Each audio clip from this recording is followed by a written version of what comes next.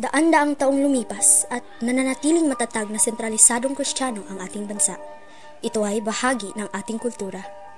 Ako, si Eliza Natividad, lumaki na may takot sa Diyos. Naniniwala ako na hindi pa huli ang aking pakikipagtunggali. Lalaban ako hanggang sa huli dahil mahal ko ang ating bayan. Mahal ko ang aking kultura. Ibagsak ang RHB! Ibagsak ang RHB!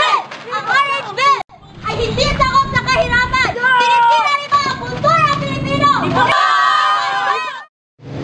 Oh, ano bang gusto mong kainin? Gusto mong lechon? Barbecue? Okay ka lang ba? Mamumutla ka. Okay ka lang? Alay! Alay! Alay! Okay ka lang?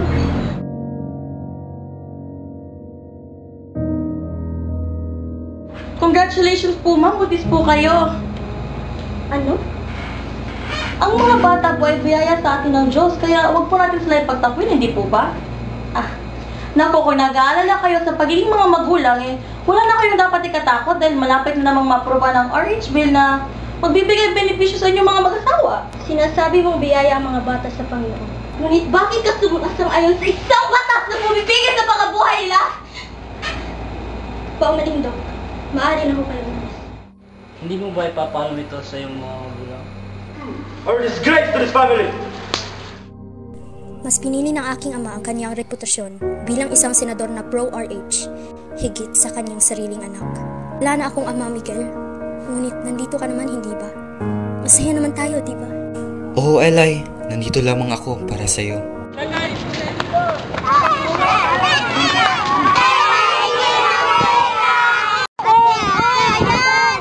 Kumain kayo mabuti, ha?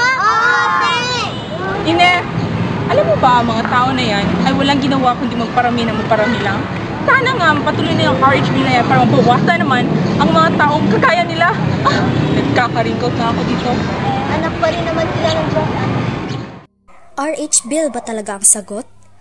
Kung magpapadala tayo rito, parang sumuko na rin tayo sa ating pangarap para sa mundo. Para na rin tayong sumuko sa mga maliliit na problema ng lipunan, kaya tayo ay dumudulog sa mga pamamaraang nagbibigay sa atin ng madali ang solusyon. Nang hindi man lang natin napapagtanto na baka balang araw wala nang gustong magkaroon ng anak dahil ginagawa na lamang ito para sa kasiyahan at personal na pakinabang. Ibagsak! Ibagsak! Ibagsak! Ibagsak! Ibagsak! Ibagsak! Ibagsak! Ibagsak! Ibagsak! Ibagsak! Alay! Alay! Patawarin mo ako. Nabakit ka na yung kondisyon. Kitirawagan ko na yung ina. Inay! Inay, palabasin niyo ako dito! Bukas ako na itinalahan!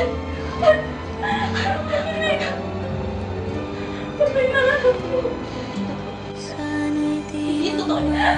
Hindi totoo yan! Hindi ako kailan! Dapat niyo mabuhay ang anak ko! Hindi ako kailan! Sige na ako yan!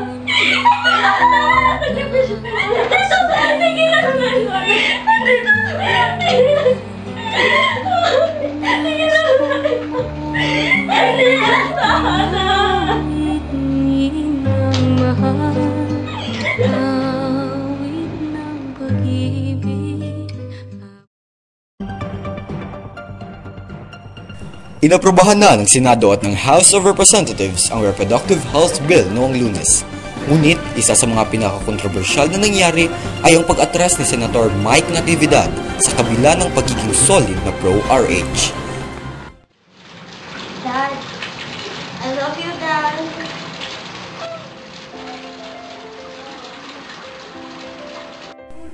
Sa totoo lang, masasabi kong ang pagpasa ng RH Bill ay hindi isang matalinong desisyon ng pamahalaan.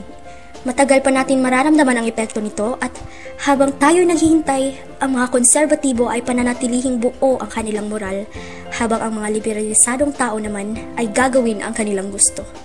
Sa huli, tayo ang pipili sa daan na ating tatahakin, na huhubog sa ating kultura. Sana nga'y ito'y maging tama at malayo sa kapamahakan, at naway patubayan tayo palagi ng ating Panginoon. Siguro, may iba't iba lang talaga tayong pananaw.